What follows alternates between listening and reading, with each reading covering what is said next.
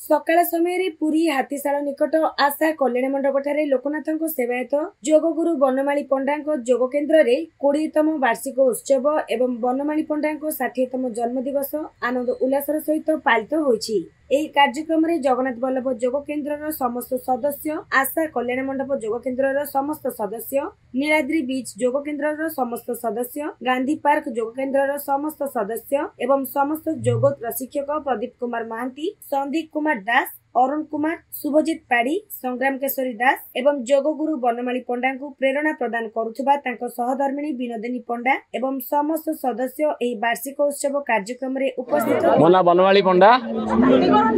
सेवायत 60 वर्ष बयस बर्तने आज कार्यक्रम मोर आज जन्मदिन उपलक्षे सबू टीम माने एकाठी होती आमर जगन्नाथ बल्लभ आशा कल्याणी मंडप, नीलाद्री बीच, गांधी पार्क, बल्लभ एमती जगन्नाथ बल्लभ सब 5टा टीम एकाठी होती माने समस्ते व्यायाम उद्देश्य जिनस समस्ते सुस्थ हवा उद्देश्य टीम गठन होती समस्ते सुस्थ होती जहाँ भी 2000 पर पिला उपकृत होती छोट ठू बड़ पर्यंत आबाल वृद्ध वनिता सुस्थ होती। मोर कहवा उद्देश्य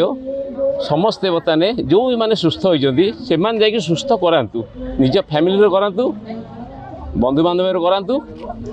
आ समस्त सुस्थ करें समाज सुस्थ समाज गठन हम सुस्थ समाज गोटे देशर मंगल हम देशर उन्नति उद्देश्य ये जिनस होथर कौन कार स्वार्थ ना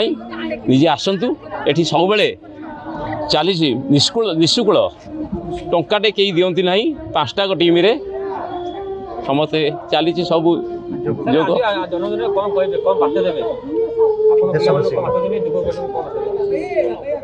जोग विषय तो कहूँ से गोटे जिनस मुझे केवल हूँ बर्तमान सुस्थ समाज गठन सुस्थ समाज गठन उद्देश्य बर्तमान आम टीम सब गठन होती जोगरे सब प्रकार आमर एक्सरसाइज टू चलवा ठू आरंभ कर चलवा रनिंग